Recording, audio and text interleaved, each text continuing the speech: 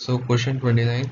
Find the magnitude of the projection of vector 2i plus 3j plus k on the vector which is perpendicular to the plane containing these vector. So let's find out. Let's see the solution. So this is the solution. So here the vector perpendicular to given vector is a vector. So the vector we were given perpendicular to the planes, these are the two vectors. So we have calculated here. So the projection of vector B in direction of vector A, that is A dot vector B upon magnitude of vector A. So we have given the formula. This is the formula for calculating the magnitude. So let's apply the formula and put the values in it. So first A vector is we have already calculated here.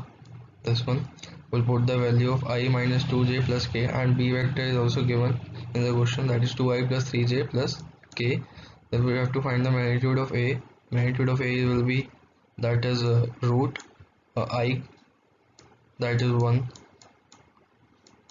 square minus 2 into minus 2,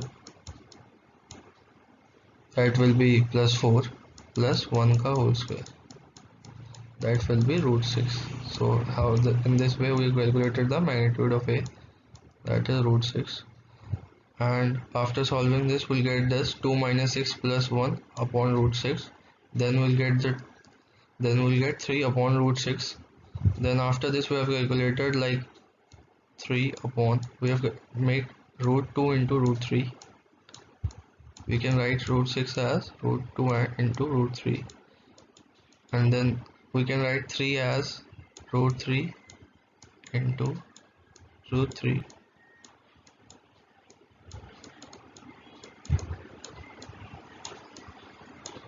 So here we can cut root 3 and root 3. We'll get the answer root 3 and root 2. So this is the required answer. So option B will be the right answer.